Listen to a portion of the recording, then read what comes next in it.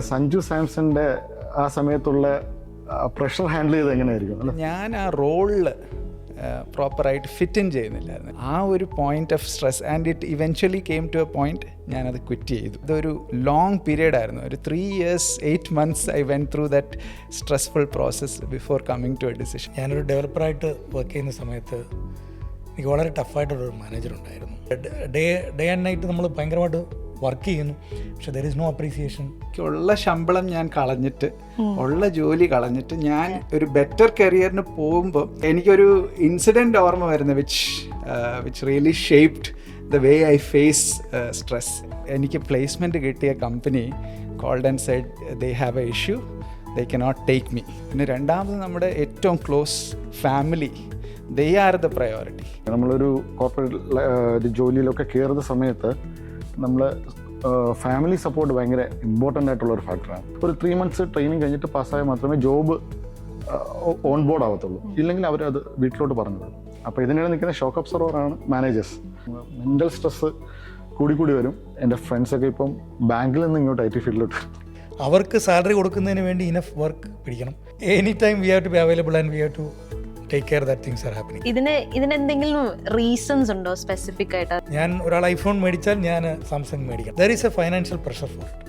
എൻ്റെ life define ചെയ്യുന്നത് എൻ്റെ ഗാഡ്ജറ്റ്സോ ഞാൻ ഉപയോഗിക്കുന്ന കാറോ അല്ല. Making a life beyond making a living. നമുക്ക് ഒരിക്കലും ടൈമിനെ മാനേജ് ചെയ്യാൻ പറ്റില്ല, സോ സെൽഫ് മാനേജ് ചെയ്യാൻ പറ്റുള്ളൂ. We have to find our peace within all this stress.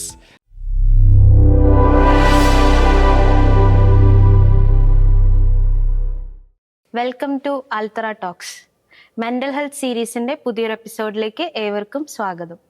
ഞങ്ങളുടെ മുന്നത്തെ എപ്പിസോഡൊക്കെ കണ്ടു എന്ന് വിശ്വസിക്കുന്നു. കണ്ടിട്ടില്ലെങ്കിൽ ഞങ്ങൾ ലിങ്ക് ഇവിടെ കൊടുത്തേക്കാം, പ്ലീസ് ഗോ ആൻഡ് വാച്ച്. ഇന്ന് പ്രൊഫഷണൽസ്, കോർപ്പറേറ്റ് മേഖലയിൽ വർക്ക് ചെയ്യുന്ന പ്രൊഫഷണൽസ് ആയിട്ടുള്ള ഒരു പാനലാണ് നമ്മുടെ കൂടെ ഉള്ളത്. സോ IT ആൻഡ് റിലേറ്റഡ് സർവീസസിൽ വർക്ക് ചെയ്യുന്ന എംപ്ലോയീസിൻ്റെ വർക്ക് പ്ലേസിലെ mental stress and other related issues and അത് എങ്ങനെയാണ് ഓരോരുത്തരും മാനേജ് ചെയ്യുന്നത് എന്നുള്ളതിനെ പറ്റി സംസാരിക്കാനായിട്ടുള്ള ഒരു പാനലാണ് നമ്മുടെ കൂടെ ഉള്ളത്. We welcome you to this podcast and we have a B here, so he's working as a director. Thank you. And we have Ronnie, who is a project manager, and we have Sam here, who is a product manager. Thank you. And ഞങ്ങൾ കോർപ്പറേറ്റിൽ നമ്മൾ work ചെയ്യുമ്പോൾ നമ്മൾ പേര് use ചെയ്താണ് വിളിക്കുന്നത്. So ആ ഒരു രീതിയിൽ തന്നെ നമ്മൾ ഈ ടോക്ക് കണ്ടിന്യൂ ചെയ്യാനാണ് ആഗ്രഹിക്കുന്നത്. And myself Divya, I am working as A developer. So നമ്മുടെ ഇന്ത്യയിലെ ഒരു മേജർ ജോബ് ഓപ്പർച്യൂണിറ്റീസ് ഉള്ളൊരു ഫേമായിട്ട് IT സെക്ടർ വളർന്നുകൊണ്ടിരിക്കുകയാണ് ഈ ദിവസങ്ങളിൽ. പക്ഷേ പലരും വളരെ ആഗ്രഹിച്ചു വരുന്ന ഒരു മേഖലയാണ് ഈ കോർപ്പറേറ്റ് IT സെക്ടർ എന്ന് പറയുന്നത്. പക്ഷെ അതേസമയം തന്നെ സ്ട്രെസ്സ് നിറഞ്ഞൊരു മേഖലയും കൂടിയാണ്. സോ പലർക്കും IT സെക്ടർ അല്ലെങ്കിൽ കോർപ്പറേറ്റ് എന്ന് കേൾക്കുമ്പോൾ സ്ട്രെസ് എന്നുള്ള വേർഡായിട്ടായിരിക്കും അവർ പെട്ടെന്ന് റിലേറ്റ് ചെയ്യുന്നത്. സോ അപ്പം നമ്മൾ സ്ട്രെസ് എന്ന് കേൾക്കുമ്പോൾ എന്താണ് നിങ്ങൾക്ക് ആദ്യമായിട്ട് നിങ്ങളുടെ മനസ്സിലോട്ട് ഓടി വരുന്ന ഓർമ്മകൾ? സ്ട്രെസ് എന്ന് കേൾക്കുമ്പോൾ IT ഫീൽഡിന് മുമ്പ് ഞാനിപ്പോൾ ഇങ്ങനെ സ്ട്രെസ് എന്ന് കേട്ടപ്പോൾ ചിന്തിച്ച ഒരു കാര്യമാണ്, നമ്മുടെ പ്രീവിയസ് മന്ത് നമുക്ക് ഏഷ്യ കപ്പ് ഫൈനൽ നടക്കുന്നുണ്ടായിരുന്നു. അപ്പോൾ ഇന്ത്യയുടെ 3 വിക്കറ്റ് 20 റൺസിൻ്റെ ഇടയിൽ ലോസ്. ആ സമയത്താണ് നമ്മുടെ മലയാളി താരം സഞ്ജു സാംസൺ ബാറ്റിങ്ങിനോട്ട് ക്രീസിൽ വന്നു. അപ്പോൾ ഞാനിങ്ങനെ ആലോചിക്കുന്നത് സഞ്ജു സാംസന്റെ ആ സമയത്തുള്ള പ്രഷർ ഹാൻഡിൽ ചെയ്ത് എങ്ങനെയായിരിക്കും അല്ലേ? പുള്ളി ഒരു മെൻ്റൽ സ്ട്രെസ്സിൽ കൂടെ ആയിരിക്കും പോയത്. അപ്പോൾ അവിടെ 2 സ്ട്രെസ് ഉണ്ട്. ഒന്നാമത്തെ സ്ട്രെസ് ഒരു പോസിറ്റീവ് സ്ട്രെസ്സാണ്, കാരണം പുള്ളിക്ക് ഇന്ത്യക്ക് വേണ്ടി കളിക്കാൻ പറ്റുന്നുണ്ട്. അപ്പോൾ അവിടെ നന്നായിട്ട് പെർഫോം ചെയ്യണം, അപ്പോൾ അതൊരു പോസിറ്റീവ് സ്ട്രെസ്സാണ്. പക്ഷേ അറ്റ് ദ സെയിം ടൈം അവിടെ ഒരു നെഗറ്റീവ് സ്ട്രെസ് ഉണ്ട് പുള്ളിക്ക്. അതായത് ഒത്തിരി ഓഡിയൻസ്, അതായത് പാകിസ്ഥാനെതിരാണ് കളിക്കുന്നത്, 3 wickets പോയി, പുള്ളിക്കൊരു ഒറ്റൊന്നൊരു ആൻസൈറ്റി ഉണ്ടാവാം. പിന്നെ ഒരു ഓവർ പ്രഷർ ഉണ്ടായി. അതായത് ഇപ്പോൾ പുള്ളി യൂഷ്വലി ബിഗ് ഷോട്ട് കളിക്കുന്ന ആളാണ്. അപ്പോൾ ഞാനിപ്പോൾ ബിഗ് ഷോട്ട് കളിച്ച് ഇപ്പോൾ എൻ്റെ വിക്കറ്റ് പോയി കഴിഞ്ഞാൽ എന്താ സംഭവിക്കുക? എല്ലാവരും എന്നെ ഇങ്ങനെ വാച്ച് ചെയ്തുകൊണ്ടിരിക്കണം, ഞാനിപ്പോൾ എന്ത് ചെയ്യണം, ഇതൊരു ഫെയിലർ ആയി പോവോ, ഓവർ തിങ്കിങ്. കാരണം നെക്സ്റ്റ് ബാറ്റ്സ്മാൻമാർ അവിടെ ഉണ്ട്, but എന്നാലും പുള്ളിക്കൊരു ഓവർ പ്രഷർ അവിടെ ക്രിയേറ്റഡായി ആവാം. അപ്പോൾ ഞാൻ പറഞ്ഞത്, ഇപ്പോൾ ഒരു സ്ട്രെസ്സ് പോസിറ്റീവ് ആണെങ്കിൽ ഇറ്റ്സ് ഓക്കെ, നെഗറ്റീവിലോട്ട് പോകുമ്പോൾ അതൊരു ഡിസ്ട്രെസ്സിലോട്ട് പോകും. അപ്പോൾ ഏത് ഫീൽഡിലായാലും, IT ഫീൽഡിലായാലും നമ്മുടെ പേഴ്സണൽ ലൈഫിലായാലും എവിടെയായാലും പോസിറ്റീവ് പ്രഷർ. നമ്മളൊരു കുട്ടി എക്സാം എഴുതാൻ പോകില്ലല്ലേ, നമ്മൾ എക്സാം നമ്മൾ അപ്പിയർ ചെയ്യുമ്പോൾ ഒരു പ്രഷർ വേണം അവന്, എന്നാലേ അവൻ പഠിക്കത്തുള്ളൂ. പക്ഷെ അതൊരു നെഗറ്റീവിലോട്ട് പോകുമ്പോഴാണ് നമ്മളെപ്പോഴും അതിനെ ഒരു സ്ട്രെസ് എന്നുള്ള വേർഡ് നമ്മൾ കൂടുതൽ ഉപയോഗിക്കുന്ന നെഗറ്റീവ് സെൻസിലാണ്. അപ്പോൾ പോസിറ്റീവ് നെഗറ്റീവ് ഉണ്ട്. അപ്പോൾ എനിക്ക് പെട്ടെന്ന് സ്ട്രെസ് കേട്ടപ്പോഴത്തേനും ഓർമ്മ വന്നത് ഈ കാര്യം. എനിക്ക് ഈ സ്ട്രെസ്സിനെ കുറിച്ച് ആലോചിക്കുമ്പോൾ എനിക്ക് എൻ്റെ ഫസ്റ്റ് ജോബാണ് ഓർമ്മ വരുന്നത്. ഞാൻ കോളേജ് കഴിഞ്ഞ് വളരെ ആഗ്രഹിച്ച് ഫസ്റ്റായിട്ട് ഒരു പ്ലേസ്ഡായി ഒരു കമ്പനിയിൽ വർക്ക് ചെയ്ത് തുടങ്ങി. And I love the environment. എനിക്ക് വളരെ ഇഷ്ടപ്പെട്ടു. എൻ്റെ മാനേജേഴ്സും കൊള്ളായിരുന്നു, എൻ്റെ കൂടെയുള്ള കോ-വർക്കേഴ്സ് എല്ലാവരും വളരെ ഫ്രണ്ട്ലി ആൻഡ് നൈസായിരുന്നു. പക്ഷേ അവിടെ വന്ന ഒരു ഇഷ്യൂ എന്ന് പറഞ്ഞാൽ ഞാൻ ആ റോളിൽ പ്രോപ്പറായിട്ട് ഫിറ്റ് ഇൻ ചെയ്യുന്നില്ലായിരുന്നു. ഞാനൊരു ഡെവലപ്പറായിട്ടാണ് കയറിയതെന്ന്. എന്നിട്ട് ആ ഒരു stress was building up over the years. Initially it was okay, കുറച്ച് ദിവസങ്ങൾ ട്രെയിനിങ് പീരിയഡ്. പക്ഷേ അതിങ്ങനെ 1 ഇയറായി, 2 ഇയറായി. And then I realised at some point ഈ ഒരു കാര്യത്തിൽ എനിക്ക് എൻ്റെ ലൈഫ് ലോങ് ഈ ഒരു കരിയർ എനിക്ക് കണ്ടിന്യൂ ചെയ്യാൻ പറ്റത്തില്ല, even though I like the organisation and the people. So ആ ഡിസിഷൻ എപ്പോഴാണ് എടുക്കണോ, അത് റോങ് ആവുമോ റൈറ്റ് ആവുമോ, ഇവിടെ നിന്ന് ഇറങ്ങണോ, ആ ഒരു point of stress. And it eventually came to a point ഞാനത് ക്വിറ്റ് ചെയ്തു. I had to make that decision. പക്ഷേ അതൊരു ലോങ് പീരിയഡ് ആയിരുന്നു. ഒരു 3 years 8 months I went through that stressful process before coming to a decision. ആ ഒരു കാര്യം എനിക്ക് ഓർമ്മ വരുന്നത് എപ്പോഴും സ്ട്രെസ് എന്ന് പറയുമ്പോൾ. എന്നെ സംബന്ധിച്ച് പറയുകയാണെങ്കിൽ ഞാനൊരു ഡെവലപ്പറായിട്ട് വർക്ക് ചെയ്യുന്ന സമയത്ത് എനിക്ക് വളരെ ടഫായിട്ടുള്ളൊരു മാനേജറുണ്ടായിരുന്നു. അപ്പം പ്രശ്നം എന്താണെന്ന് വെച്ചാൽ നമുക്ക് തരുന്ന ജോബ് നമുക്കറിയാം we are not able to complete that. അപ്പം കംപ്ലീറ്റ് ചെയ്യാൻ പറ്റാത്ത അവസരത്തിൽ നമുക്ക് വളരെയധികം പഴി കേൾക്കുകയും ബാഡ് വേർഡ്സ് ഒക്കെ കേൾക്കുകയും ഇനിയിപ്പോൾ ഏറ്റവും നന്നായിട്ട് ചെയ്താൽ he would take all the credits. Okay, അതായിരുന്നു situation. So it was a point in time എനിക്ക് അതങ്ങോട്ട് കോപ്പപ്പ് ചെയ്ത് പോകാനായിട്ട് ഭയങ്കര ബുദ്ധിമുട്ടായിരുന്നു. അപ്പോൾ ഞാനതൊന്ന് ക്വിറ്റ് ചെയ്താലോ എന്നുള്ള ഒരു ലെവലിലേക്ക്, കാരണം നമുക്കങ്ങോട്ട് കൊണ്ടുപോകാൻ പറ്റുന്നില്ല. ഡേ ആൻഡ് നൈറ്റ് നമ്മൾ ഭയങ്കരമായിട്ട് വർക്ക് ചെയ്യുന്നു, പക്ഷേ there is no appreciation, nobody is there to recognise your work. At the same time ചെറിയൊരു മിസ്റ്റേക്കോ അല്ലെങ്കിൽ കംപ്ലീറ്റ് ആയില്ലെങ്കിൽ കേൾക്കുന്നതെല്ലാം നെഗറ്റീവായിട്ടുള്ള കൂടുതൽ കാര്യങ്ങളാണ്. എന്തെങ്കിലും തെറ്റുണ്ടെങ്കിൽ നമ്മുടെ പേരിടുകയും ശരിയാണെങ്കിൽ ക്രെഡിറ്റ് മേടിക്കുന്നത് അതാണ് എനിക്ക് പെട്ടെന്ന് എൻ്റെ ലൈഫിൽ നിന്ന് ഓർമ്മ വരുന്നൊരു കാര്യം സ്ട്രെസ്സിനെ കുറിച്ച്. അപ്പം നമ്മൾ സ്റ്റാർട്ട് ചെയ്തപ്പോഴുള്ള സ്ട്രെസ്സാണ്, അതല്ലാണ്ട് പിന്നെ ഒരു സ്പോർട്സ് മേഖലയിലുള്ള സ്ട്രെസ്സാണ് നമുക്ക് പെട്ടെന്ന് ഓർമ്മ വരുന്നത്. സോ അപ്പോൾ ഈ കോളേജിലൊക്കെ നമ്മൾ പഠിക്കുമ്പോൾ, സ്കൂളിലും കോളേജിലൊക്കെ നമ്മൾ പഠിക്കുമ്പോഴും നമുക്ക് സ്ട്രെസ് ഉണ്ടായിരുന്നു, പറഞ്ഞില്ലേ, എക്സാമിൻ്റെ സമയത്ത് നമുക്ക് സ്ട്രെസ് ഉണ്ടാവും. പക്ഷേ അതുപോലെയാണോ നമുക്ക് ജോലിക്ക് കയറിയപ്പോൾ ഉള്ള സ്ട്രെസ്? അത് രണ്ടും കമ്പയർ ചെയ്യാൻ പറ്റുമോ? ഞാൻ കോളേജ് 2 പ്രാവശ്യം പഠിച്ചിട്ടുണ്ട്. ബിക്കോസ് ഞാൻ മാസ്റ്റേഴ്സും ഡിഗ്രിയും എടുത്തിട്ടുണ്ട്. അപ്പോൾ ഡിഗ്രി കഴിഞ്ഞ് ഡിഗ്രി കഴിയാറായപ്പോൾ ഉള്ള ഒരു സ്ട്രെസ് എന്തായിരുന്നു എന്ന് വെച്ചാൽ, ജോലി കിട്ടുമോ, ഇത് വെച്ച് എനിക്ക് നെക്സ്റ്റ് ഒരു ലെവലിലേക്ക് പോകാൻ പറ്റുമോ. പക്ഷേ അത് കഴിഞ്ഞു, അതിൽ കയറാൻ പറ്റി. അതിനുശേഷം അവിടെ ഞാൻ നേരത്തെ പറഞ്ഞ പോലെ ആ ജോലിയിലൊരു ബുദ്ധിമുട്ടുണ്ടായി. ഞാനൊരു ഡിസിഷൻ എടുത്തു. അടുത്ത മാസ്റ്റേഴ്സ് ചെയ്യാൻ പോയപ്പം അവിടെ ഉണ്ടായിരുന്ന ഒരു വേറെ സ്ട്രെസ്. അതിനാന്ന് വെച്ചാൽ എനിക്കുള്ള ശമ്പളം ഞാൻ കളഞ്ഞിട്ട്, ഉള്ള ജോലി കളഞ്ഞിട്ട് ഞാൻ ഒരു ബെറ്റർ കരിയറിന് പോകുമ്പോൾ, ഒന്നാമത് society is also watching. He made a decision. അത് സക്സസ് ആവുമോ, will I get a better job, will I fit in to the next job, all that risk was there. അതും അപ്പോൾ ഈ വേരിയസ് ലെവൽസിൽ, സ്കൂളായാലും കോളേജിലായാലും, it will just keep varying, but the stress will be there. പക്ഷേ എനിക്കൊരു incident ഓർമ്മ വരുന്നത് which really shaped the way I face stress. ഞാൻ മാസ്റ്റേഴ്സ് കഴിഞ്ഞു, എനിക്കൊരു പ്ലേസ്മെൻറ്റ് കിട്ടി. അപ്പം ആ പ്ലേസ്മെൻറ്റ്, അപ്പോൾ മാസ്റ്റേഴ്സ് കഴിഞ്ഞ് വീട്ടിൽ കിടന്നു വന്നു. അപ്പം എൻ്റെ പേരൻസ് ഒരു 10-28 വയസ്സായി, ഒരു കല്യാണമൊക്കെ തീരുമാനിച്ചു. അപ്പോൾ ഒരു പെണ്ണ് കാണാൻ പോയി immediately after my college. And നമുക്ക് രണ്ടുപേർക്കും അങ്ങോട്ടും ഇങ്ങോട്ടും ഇഷ്ടപ്പെട്ടു. അങ്ങനെ ഒരു ധാരണയിലൊക്കെ എത്തി. എന്നിട്ട് നമ്മുടെ ഇടയിലൊക്കെ ഒരു ഇതുണ്ട്, പെൺകൂട്ടർ വീട്ടിലോട്ടും കൂടെ വരും ഒരു ഇത് ഉറപ്പിക്കാൻ വേണ്ടി. ഇത് രണ്ടിൻ്റെ ഇടയിൽ എനിക്ക് പ്ലേസ്മെൻറ്റ് കിട്ടിയ company called and said they have a issue, they cannot take me. അപ്പോൾ എനിക്ക് വല്ലാതെ ഒരു ടെൻഷനായി. എന്നാന്ന് വെച്ചാൽ ഒരു ഫാമിലി ലൈഫിലേക്ക് പോകാൻ പോകുന്നു, പക്ഷേ ജോലി കയ്യിലില്ല. ആൻഡ് എൻ്റെ ഫാദർ ആക്ച്വലി ആ ഗേൾസ് ഫാമിലിയെ വിളിച്ച് പറഞ്ഞു, ഇങ്ങനെ ഒരു പ്രശ്നമുണ്ട്. പക്ഷെ എന്നാൽ തന്നെ അവരങ്ങ് വന്നു, വീട്ടിൽ വന്നു. വീട്ടിൽ വന്നപ്പോൾ ഞാൻ എന്ത് അവരിൽ നിന്ന് കേൾക്കും എനിക്കറിയില്ല. എന്താ വെച്ചാൽ ഞാനിപ്പോൾ ജോലി ഇല്ലാതിരിക്കുകയാണ്. അപ്പോൾ എൻ്റെ ഫാദർ ഇൻ ലോ എന്നോട് പറഞ്ഞൊരു കാര്യം, അത് ഞാൻ ഒരിക്കലും മറക്കാൻ പറ്റത്തില്ല.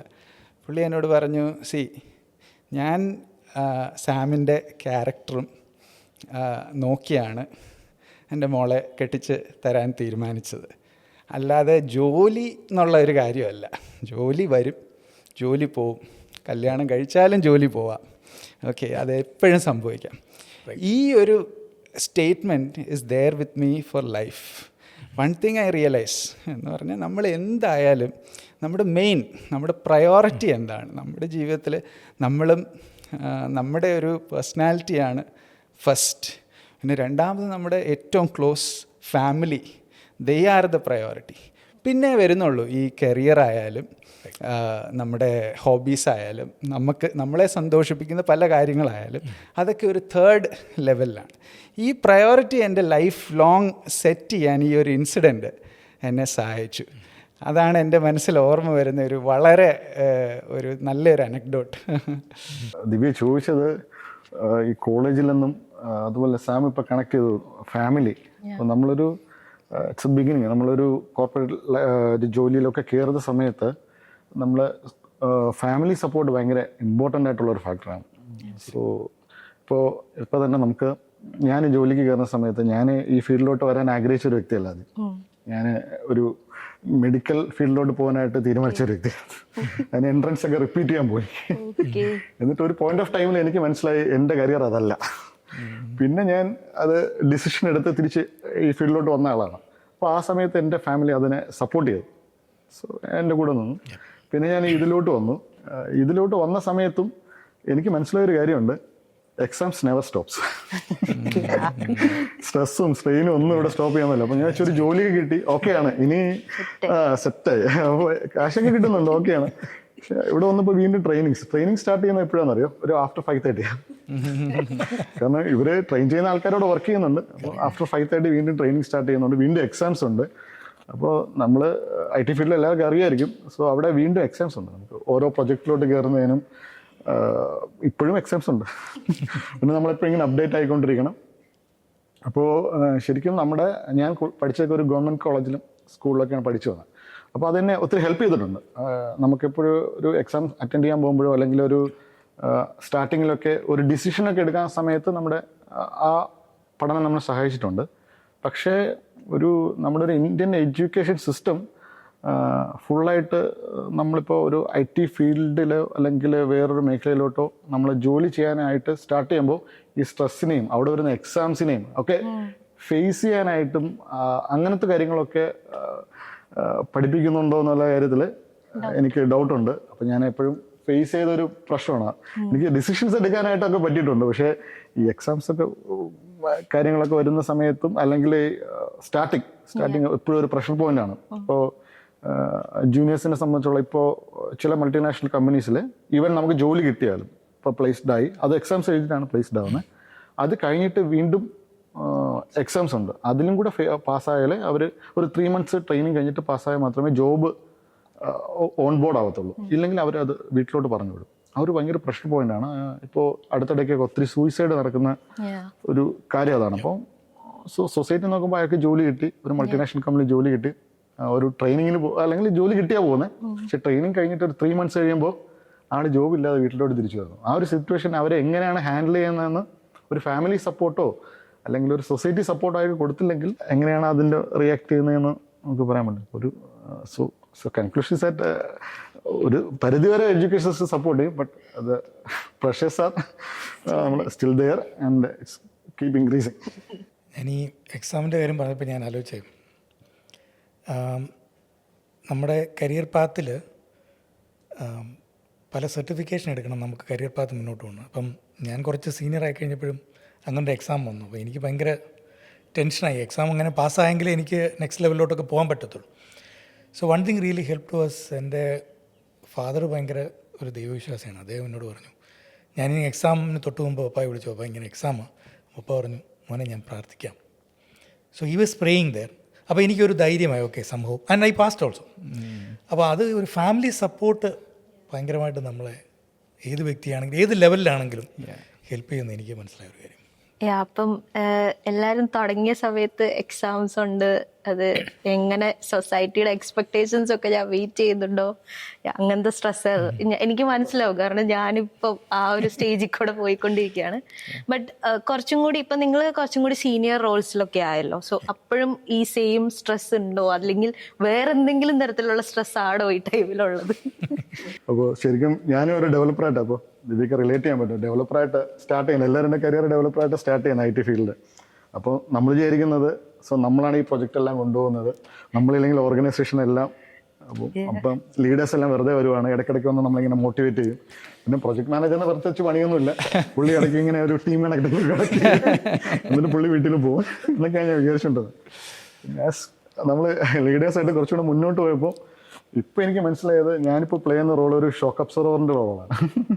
ശരിക്കും ആസ് എ മാനേജർ ഇപ്പം നമുക്ക് വണ്ടിയുടെ ഷോക്ക് അബ്സർവർ ഉണ്ടല്ലോ, അപ്പോൾ ശരിക്കും അവിടെ വണ്ടിയുടെ ടയേഴ്സ് എന്ന് പറഞ്ഞാൽ ഡെവലപ്പേഴ്സാണ്. അപ്പോൾ വണ്ടിയുടെ ടയർ വേണം മുന്നോട്ട് പോകണമെന്നുണ്ടെങ്കിൽ.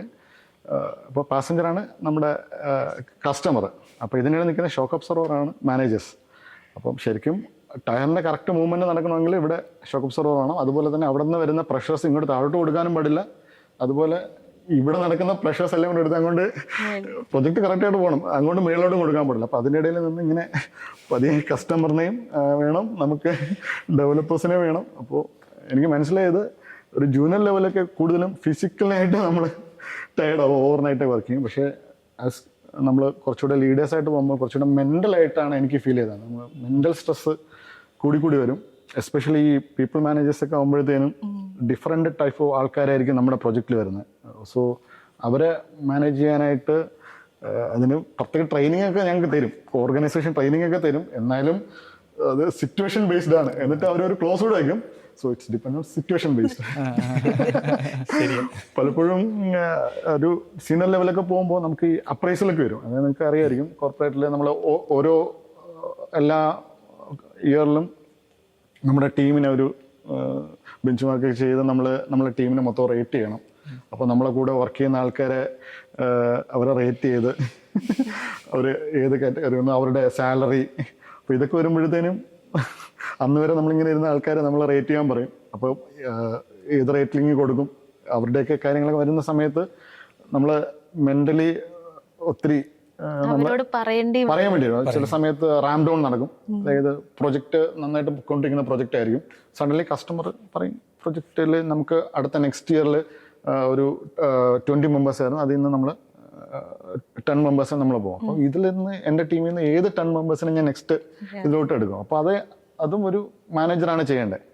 അപ്പം ഞാനവിടെ ഒരു റേറ്റിംഗ് ചെയ്ത് എൻ്റെ ടീമിൽ എത്ര പേര് വേണോ അങ്ങനെയൊക്കെ ഒരു ഡിസിഷൻ എടുക്കുന്ന സമയത്ത് നമ്മൾ മനുഷ്യരാണല്ലോ. അപ്പോൾ ഡെഫിനറ്റ്ലി നമ്മുടെ സ്ട്രെയിനും സ്ട്രെസ്സും ചില സമയത്ത് ഉറക്കമില്ല, അതൊക്കെ നമ്മളിങ്ങനെ ചിന്തിച്ചു പോകും, എങ്ങനെയൊക്കെ വരും അത് നമുക്ക്. അപ്പോൾ ഞാൻ പറഞ്ഞാണ് നമ്മൾ വിചാരിക്കുന്ന എല്ലാ ഏരിയയിലും, ഇപ്പോൾ ഈവൻ നമ്മൾ IT ഫീൽഡിലല്ല. സോ നമ്മുടെ എൻ്റെ ഫ്രണ്ട്സൊക്കെ ഇപ്പം ബാങ്കിൽ നിന്ന് ഇങ്ങോട്ട് IT ഫീൽഡിലോട്ട്. സോ അവിടെയും സ്ട്രെസ്സാണ്, നമ്മളെക്കാളും സ്ട്രെസ്സാണ്. നമുക്കിവിടെ കുറച്ച് സമയമൊക്കെ ബ്രേക്ക് എടുത്തിട്ട് വന്ന് വർക്ക് ചെയ്യും. പക്ഷേ ബാങ്കിൽ അവിടെ അവർക്ക് ടൈമുള്ള 10 to 5 or 6 or 8 അവിടെ വർക്ക് ചെയ്യണം. അപ്പോൾ ഒരു ലെവൽ കഴിഞ്ഞ് കഴിഞ്ഞാൽ അവർ ക്ലോസിൻ്റെ ചില ബാങ്കിലൊക്കെ ഇങ്ങനെ ഷട്ടർ ഹാഫ് താഴ്ത്തി വെച്ചിട്ടിരിക്കുന്നതാണ് അവരിങ്ങനെ. അവർക്ക് ഇപ്പോൾ IT ഫീൽഡിലോട്ട് വരുന്നുണ്ട്. അപ്പോൾ IT ഫീൽഡ് സ്ട്രെസ് എന്ന് പറയുന്നെങ്കിൽ സോ അതിനേക്കാളും പ്രശ്നം ഉള്ള വേറെ ജോബ്സ് ഉണ്ട്. റോണി ഒരു മാനേജർ ലെവലിലുള്ള സ്ട്രെസ്സിനെ കുറിച്ചാണ് റോണി പറഞ്ഞത്. അപ്പം ഞാനും പണ്ട് അതായിരുന്നു ഏറ്റവും വലിയ സ്ട്രെസ് എന്നായിരുന്നു അന്ന് വിചാരിച്ചുകൊണ്ടിരുന്നത്. പക്ഷേ നമ്മൾ വേറൊരു ലെവലിലെത്തുമ്പം ഇന്ന് എൻ്റെ സ്ട്രെസ് എന്ന് പറഞ്ഞാൽ വേറൊരു രീതിയിലാണ്. എന്ന് പറഞ്ഞാൽ ഇന്നത്തെ ഒരു സ്ട്രെസ് എന്ന് പറയുന്നത് എൻഡ് ഓഫ് ദി മന്ത് എൻ്റെ കൂടെ വർക്ക് ചെയ്യുന്ന ഞങ്ങളൊരു സ്റ്റാർട്ടപ്പ് കമ്പനിയാണ്. അപ്പോൾ അവർക്ക് എങ്ങനെ സാലറി കറക്റ്റായിട്ട് കൊടുക്കും, 30th സാലറി പോയിരിക്കണം. Whether project is there or not, salary has to go. I mean that is a commitment we have given to the people. അപ്പം അവർക്ക് സാലറി കൊടുക്കുന്നതിന് വേണ്ടി ഇനഫ് വർക്ക് പിടിക്കണം. അറ്റ് ദ സെയിം ടൈം ഓവറായിട്ട് എനിക്ക് work പിടിക്കാൻ പറ്റത്തില്ല, കാരണം ആൾക്കാർക്ക് ചെയ്യാൻ പറ്റില്ല. പിന്നെ രണ്ടാമത് ഈ ഓരോ വ്യക്തികളെ മോട്ടിവേറ്റ് ചെയ്ത് നിർത്തേണ്ട ഒരു കടമ നമുക്കുണ്ട്. എന്നാൽ മാത്രമേ നമുക്ക് പ്രൊഡക്ടിവിറ്റി കിട്ടാനായിട്ട് പറ്റത്തുള്ളൂ. അപ്പോൾ അവരുടെ പല പ്രശ്നങ്ങൾ നമ്മൾ അഡ്രസ്സ് ചെയ്യേണ്ടതായിട്ട് വരും. പലർക്കും പല രീതിയിലുള്ള പ്രശ്നങ്ങളായിരിക്കും, അത് നമ്മൾ അഡ്രസ്സ് ചെയ്യണം. മൂന്നാമതായിട്ട് നമുക്ക് കമ്പനിയുടേതായ ചില പോളിസീസ്, ചില പ്രിൻസിപ്പിൾസ് അതൊക്കെ കൊണ്ടുവരണം. അപ്പോൾ അതിന് അതിൻ്റേതായ ചില രീതികളുണ്ട്. പിന്നെ നമ്മുടെ ക്ലയൻസ് എങ്ങനെ അവരെ ഏറ്റവും സന്തോഷിപ്പിച്ച് നിർത്താം, അല്ലെങ്കിൽ പുതിയ ക്ലയൻസിനെ എങ്ങനെ മീറ്റ് ചെയ്യാം, പുതിയ വർക്ക് എങ്ങനെ പിടിക്കാം. അപ്പോൾ ചുരുക്കി പറഞ്ഞാൽ ഓരോ ലെവലിലും സ്ട്രെസ് ലെവൽസ് ആർ ഡിഫറെൻറ്റ്. ചിലപ്പം പുറത്തിപ്പോൾ ഞങ്ങളുടെ കമ്പനിയിൽ ഇപ്പോൾ ആൾക്കാർ, ഞാനിപ്പോൾ ഓഫീസിൽ ഒരു ടൈമിംഗ് വെച്ചല്ല ഓഫീസിൽ പോകുന്നത്. ചിലപ്പോൾ ഞാൻ ചെല്ലുന്നത് ലേറ്റ് ആയിട്ടായിരിക്കും. ആൾക്കാർ വരുമ്പോഴത്തേക്കും ആണ്ട് ഇവരെ തോന്നുമ്പോൾ വരുന്നു, അല്ല നേരത്തെ പോകുന്നു. പക്ഷെ നമുക്കറിയാം, ബിക്കോസ് വി ആർ 24/7 ആണ്. കാരണം whenever there is a need we just be available for the client, irrespective of. അത് എംപ്ലോയീസിന് അറിയണമെന്നില്ല. അവരെ സംബന്ധിച്ച് there is a fixed amount of time which they will work.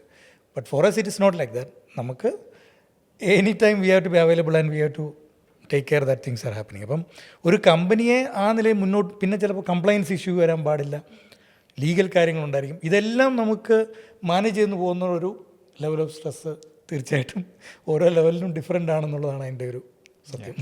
അപ്പൊ ഓരോ ലെവലിലും ഇങ്ങനെ സ്ട്രെസ് മാറുന്നില്ല, ഇവോൾവ് ആയിട്ട് വന്നുകൊണ്ടിരിക്കുകയാണ്.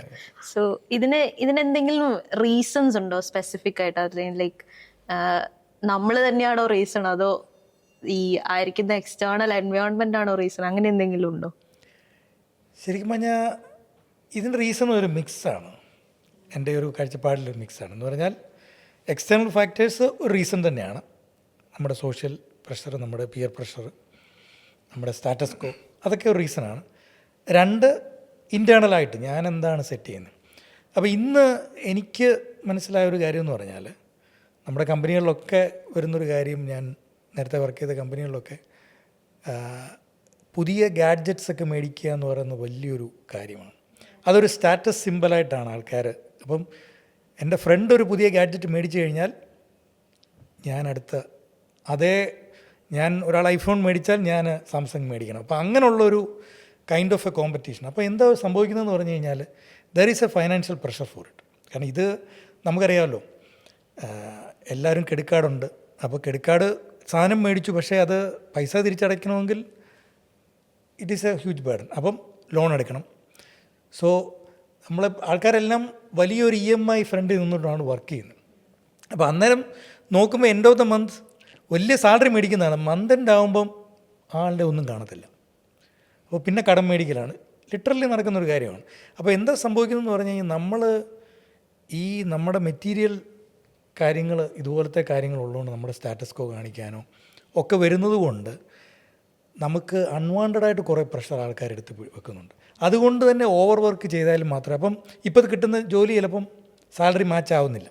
പിന്നെ ഇന്ത്യൻ കോണ്ടെക്സ്റ്റിൽ വേറൊരു കാര്യം എന്ന് പറയുന്നത്, ഇന്ത്യൻ കോണ്ടെക്സ്റ്റിൽ ഇപ്പം നമുക്കിപ്പോൾ IT ഇൻഡസ്ട്രി, പണ്ട് there was A time IT industry was paying like anything. പക്ഷേ ഇന്ന് നമ്മൾ നോക്കുമ്പം ഗവൺമെൻറ് സെക്ടറും അല്ലെങ്കിൽ മറ്റ് സെക്ടറുമായിട്ട് നോക്കുമ്പം IT ഇൻഡസ്ട്രി ആ ലെവൽ ഓഫ് പേയ്മെൻറ്റ് ഇന്നില്ല. ഇന്ന് നമ്മളിപ്പം അല്ലാത്തൊരാളിന് കിട്ടുന്ന പേയ്മെൻറ്റിനേക്കാൾ കൂടുതലുണ്ട്. Of course there is more. പക്ഷേ അത് ഇന്നത്തെ ഇൻഡസ്ട്രി ലെവൽ വെച്ച് നോക്കുമ്പോൾ ആക്ച്വലി IT ലെവലിൽ അങ്ങനെ കുറവാണ്. കാരണം അവൻ അത്രയും പണിയെടുക്കുന്നുണ്ടോ, അത്രയും പഠിച്ചിട്ടാണ് വന്നത്, അത്രയും പണിയെടുക്കുന്നുണ്ട്, അത്രയും സ്ട്രെസ്സുണ്ട്. അപ്പോൾ അതിന് തക്കൊണ്ട് ഒരു പേയ്മെൻറ്റ് കിട്ടുന്നുണ്ടോ എന്ന് ചോദിച്ചാൽ കിട്ടുന്നില്ല. രണ്ടാമത് ഈ പറഞ്ഞ നമ്മുടെ ഈ ഒരു ഫൈനാൻഷ്യൽ ഡിസിപ്ലിനും കൂടെ ശരിയല്ലാത്തത് കാരണം അൺവാണ്ടഡായിട്ടൊരു സ്ട്രെസ് എടുക്കുന്നുണ്ട്. അപ്പം ഒരു കാര്യം എനിക്ക് മനസ്സിലായെന്ന് പറഞ്ഞാൽ, എൻ്റെ ലൈഫ് ഡിഫൈൻ ചെയ്യുന്നത് എൻ്റെ ഗാഡ്ജറ്റ്സോ ഞാൻ ഉപയോഗിക്കുന്ന കാറോ അല്ല. എൻ്റെ ലൈഫ് ഡിഫൈൻ ചെയ്യുന്നത് ശരിക്കും പറഞ്ഞാൽ ഞാനെന്ന് പറഞ്ഞ വ്യക്തിയായിരിക്കണം. അപ്പം നമുക്ക് പല സ്ട്രെസ്സുകളും നമുക്ക് മാറ്റിവെക്കാൻ പറ്റും. എൻ്റെ ഒരു ക്യാരക്ടറാണ് എൻ്റെ ലൈഫിനെ. എന്നെ ആൾക്കാർ വാല്യൂ ചെയ്യുന്നത്, ഓക്കെ കുറേ പേരൊക്കെ നമ്മുടെ കൂടെ നിന്ന് കാര്യം പറയുമായിരിക്കും, നമുക്ക് നല്ല കാറുണ്ട്, കാറെ കയറാൻ വരുമായിരിക്കും, ഓടിച്ചു നോക്കാൻ വരുമായിരിക്കും, അല്ലെങ്കിൽ നമുക്ക് നല്ല ഫോണുണ്ടെങ്കിൽ കൊള്ളാം എന്നൊക്കെ പറയുമായിരിക്കും. പക്ഷേ end of the what matters എന്നെ സംബന്ധിച്ച് പറയുകയാണെങ്കിൽ നമ്മുടെ നമ്മുടെ ലൈഫിൽ എൻ്റെ ക്യാരക്ടറാണ് ആൾക്കാർ വാല്യൂ ചെയ്യുന്നത്. On A long run, short run ചിലപ്പോൾ നമുക്ക് ഫീൽ ചെയ്തില്ലായിരിക്കും, പക്ഷേ on A long run people value the character I have. അപ്പം നമ്മുടെ ഫൈനാൻഷ്യൽ ഡിസിപ്ലിൻ നമ്മുടെ ലൈഫിൽ കൊണ്ടുവരികയും, എൻ്റെ ലൈഫിൻ്റെ വാല്യൂ എന്ന് പറയുന്നത് it's not about what I possess, it is the life എന്ന് പറഞ്ഞാൽ making a life beyond making a living. അതാണ് നമ്മുടെ ലൈഫിൽ ഇമ്പോർട്ടൻ്റ് ആയിട്ടുള്ളത്. ഇത് പറഞ്ഞപ്പോൾ ഞാൻ ആലോചിക്കുമായിരുന്നു, ഇപ്പോൾ iPhone 17 Pro ഇറങ്ങിയപ്പോൾ എല്ലായിടത്തും ഉണ്ടായൊരു റഷ്. സോ കഴിഞ്ഞ കൊല്ലം 16 മേടിച്ചവർ തന്നെ ഈ കൊല്ലം 17 മേടിക്കാൻ വേണ്ടി 1 വർഷം പോലും ആയിട്ടില്ല. സോ അതൊരു റിയാലിറ്റിയാണ്. അപ്പോൾ അതിനകത്ത് എക്സ്റ്റേണൽ പ്രഷേഴ്സ് ഉണ്ട്, അതുപോലെ തന്നെ നമ്മുടെ IT ഫീൽഡിൻ്റെ അകത്ത് ഇൻറ്റേർണലി നമ്മൾ തന്നെ ക്രിയേറ്റ് ചെയ്യുന്ന ഒത്തിരി അൺവാണ്ടഡ് ആയിട്ടുള്ള സ്ട്രെസ് ഉണ്ട്. ഇപ്പോൾ നമ്മൾ വർക്കിൻ്റെ അകത്ത് ഓവർ അംബീഷ്യസ് ആവുന്ന ആൾക്കാരുണ്ട്, പിന്നെ ഓവർ കമ്മിറ്റഡ് ആണ്. ചിലപ്പോൾ ചില ആൾക്കാർ ഇപ്പോൾ നമ്മൾ വർക്കൊക്കെ നമുക്ക് ഡെലിഗേറ്റ് ചെയ്ത് വർക്ക് ചെയ്യണം, പിന്നെ നമ്മളെ നോളജ് ഷെയർ ചെയ്ത് വർക്ക് ചെയ്യണം. അങ്ങനെയൊക്കെ ചെയ്യാതെ ഓവർ കമ്മിറ്റ് ചെയ്ത് നമ്മൾ വർക്ക് ചെയ്യുന്ന ആൾക്കാർ ഞാൻ ചെയ്താലേ ശരിയാവും, ഓവർ പെർഫെക്ഷൻ ഒക്കെ എടുത്ത് വർക്ക് ചെയ്യും. അപ്പോൾ അത് നമ്മളൊക്കെ ഓവർ ബർഡൻ ആവുകയാണ്. പിന്നെ അങ്ങനെയുള്ള കാര്യങ്ങളുണ്ട്. പിന്നെ ഓൺ സൈറ്റിൽ പോകാനായിട്ടുള്ള കാര്യങ്ങൾക്ക് വേണ്ടിയിട്ട് ഓവർ വർക്ക് ചെയ്യുക, അങ്ങനെയുള്ള കാര്യങ്ങളൊക്കെ വരുമ്പോഴത്തേനും നമ്മൾ തന്നെയായിട്ട് നമ്മുടെ ഓവർ സ്ട്രെസ്സിലോട്ട് കൊണ്ടുപോകാനായിട്ട് ചെയ്യുന്ന കാര്യങ്ങളൊക്കെ ഉണ്ട്. പിന്നെ അതിനൊക്കെ ഉള്ള ഒരു എന്ന് വെച്ചാൽ പിന്നെ ഷെഡ്യൂൾഡ് അല്ലാത്ത വർക്കുകൾ. ഇപ്പോൾ ഞാൻ ഇപ്പം മെയിൻലി ഞാൻ പ്രൊജക്റ്റ് മാനേജ് ചെയ്യുന്ന സമയത്ത് പലപ്പോഴും കണ്ടുവരുന്നതെന്ന് വെച്ചാൽ ഓവർ കമ്മിറ്റ് ചെയ്തിട്ട് ഷെഡ്യൂൾഡ് അല്ല ഒന്നും. നമുക്ക് ഒരിക്കലും ടൈമിനെ മാനേജ് ചെയ്യാൻ പറ്റില്ല. സോ സെൽഫ് മാനേജ് ചെയ്യാൻ പറ്റുള്ളൂ. അപ്പം നമ്മളെ ടീമോ അല്ലെങ്കിൽ നമ്മളോ എടുക്കുന്ന വർക്ക്സ് എത്രയാണ് എന്നൊക്കെ ഉള്ളത് ഒന്ന് ഡിഫൈൻ ചെയ്ത് അത് കറക്റ്റ് ചാർട്ട് ചെയ്ത് നമ്മൾ ചെയ്തില്ലെങ്കിൽ, അത് പേഴ്സണൽ ലൈഫിലായാലും നമ്മളെ ലൈഫിലായാലും നമ്മൾ എടുക്കുന്ന കമ്മിറ്റ്മെൻറ്റ്സ് നമുക്ക് ചെയ്യാൻ പറ്റുമോ എന്നുള്ളത് നോക്കി ചെയ്തില്ലെങ്കിൽ ഇൻറ്റേർണലി നമ്മൾ തന്നെ ഓർ മെൻ്റലി നമ്മൾ തന്നെ പ്രഷർ ബിൽഡ് ചെയ്യുന്ന ഒരു പോയിന്റിലോട്ട് നമ്മൾ സ്ട്രെസ് എന്തായാലും ഉണ്ട്, അതിങ്ങനെ കൂടിക്കൊണ്ടേ ഇരിക്കത്തുള്ളൂ. പക്ഷെ ഈ എംപ്ലോയീസിന്റെ മെന്റൽ ഹെൽത്ത്, ഓരോ ഇൻഡിവിജ്വൽസും അവര് ആ മെന്റൽ ഹെൽത്ത് ആൻഡ് ഈ സ്ട്രെസ് ഒക്കെ കോപ്പപ്പ് ചെയ്യാനായിട്ട് എന്തെങ്കിലും റെമഡീസ് എടുക്കുന്നുണ്ടോ, അല്ലെങ്കിൽ അത് നമുക്ക് അങ്ങനെ റെമഡീസ് എടുക്കുന്നത് കാണാനായിട്ട് പറ്റുന്നുണ്ടോ? നമ്മൾ നോക്കുകയാണെങ്കിൽ നമ്മുടെ ഓർഗനൈസേഷൻ ലെവലിൽ തന്നെ പല കാര്യങ്ങൾ അവർ ചെയ്യുന്നുണ്ട് നമ്മളുടെ സ്ട്രെസ് ഡൗൺ ആക്കാൻ. ഇപ്പം പ്രോജക്റ്റ് പാർട്ടീസ് ആണേലും പിന്നെ ചില events, cultural events, sports events, ഓരോരുത്തർക്കും കേറ്റർ ചെയ്യുന്ന, ഓരോരുത്തരുടെ ഇൻട്രസ്റ്റിനെ കേറ്റർ ചെയ്യുന്ന പല കാര്യങ്ങൾ ഓർഗനൈസേഷൻ ചെയ്യുന്നുണ്ട്. പിന്നെ ആസ് ഇൻഡിവിജ്വൽസ് ഓൾസോ പലരും പല കാര്യങ്ങൾ ചെയ്യുന്നുണ്ട്. ചിലർ വർക്കൗട്ട് ചെയ്യുന്നു, ചിലർ സ്വിമ്മിങ്ങിന് പോകുന്നു, ചിലർ യോഗ ചെയ്യുന്നു. അത് അവരുടെ ഒരു പേഴ്സണൽ ലെവലിൽ അവർ സ്ട്രെസ്സ് മാനേജ് ചെയ്യാനുള്ള ചില കാര്യങ്ങൾ. അതിൽ തന്നെ ചിലർ നെഗറ്റീവ്ലി പോകുന്നവരുമുണ്ട്. ഡ്രഗ്സ് എടുക്കുന്നവർ, drinks, high amount of drinks എടുത്ത് അവരെ തന്നെ ഒരു ടോക്സിക് രീതിയിലേക്ക് മാറുന്ന ചിലർ ഉണ്ട്. പക്ഷേ ഇത് ഏതായിരുന്നാലും എന്ന് പറഞ്ഞാൽ, ഞാൻ എസ്പെഷ്യലി എൻ്റെ എക്സ്പീരിയൻസ് പറഞ്ഞ പോലെ ഞാനൊരു 3-4 കൊല്ലം ഒരു organisation without fitting in to the role. ആ സമയത്ത് ഞാൻ ആക്ച്വലി എനിക്ക് സ്പോർട്സ് കളിക്കുന്നത് ഭയങ്കര ഇഷ്ടമാണ്, എസ്പെഷ്യലി ഫുട്ബോൾ കളിക്കുന്നത് ഇഷ്ടമാണ്. ഞാൻ I made sure that I went for a run every day. അതൊരു 30-40 മിനിറ്റ്സ് ഓടും. അതല്ലാതെ ഒരു 2 മണിക്കൂർ വൈകിട്ട് 5 മണിക്ക് പോയി കളിക്കാനും ഇതെല്ലാം എൻ്റെ ഷെഡ്യൂളിൽ കേറ്റർ ചെയ്തിട്ടുണ്ടായിരുന്നെങ്കിലും at the end of the day that stress was still there. അതൊരു ഈ കാര്യങ്ങളൊക്കെ ഒരു ലോക്കൽ അനസ്തേഷ്യ നമുക്ക് അപ്ലൈ ചെയ്യുന്ന പോലെയാണ്. ഒരു ഇച്ചിരി സമയത്തേക്ക് അതൊന്നും മാറും, അതേപോലെ തന്നെ അത് തിരിച്ചു വരും. There is no change to that. So ഈ stress is going to be there unless you learn to manage it. നമ്മൾ ഇപ്പം കടലിൽ മീൻ പിടിക്കാൻ പോകണമെങ്കിൽ വേവ്സ് ഇങ്ങനെ വന്നുകൊണ്ടിരിക്കും. അപ്പം നമുക്ക് വേവ്സ് നിന്ന് കഴിഞ്ഞിട്ട് നമുക്ക് കടലിൽ മീൻ പിടിക്കാൻ പോകാമെന്ന് ഒരിക്കലും പറയാൻ പറ്റത്തില്ല. എന്തായാലും നമ്മൾ പോകണം, വേവ്സ് ഉള്ളപ്പോൾ തന്നെ പോയേ പറ്റുള്ളൂ. So one thing is we have to understand the reality that stress is going to be there, it is not going to be going. പക്ഷെ നമ്മൾ ചെയ്യേണ്ട ഒരു കാര്യം, ആ മീൻകാരൻ ഈ വേവ്സിൻ്റെ ഇടയിലും സമാധാനമായിട്ട് പോയി അവനെ തന്നെ സ്കില്ല് ചെയ്ത് അവൻ അതിൽ പോകാൻ പഠിച്ച് അതിനകത്ത് പോയി മീൻ കണ്ടെത്തുന്ന ഒരു രീതിയിൽ തന്നെ നമ്മൾ ഓരോരുത്തരും we have to find our peace within all this stress so that we can navigate.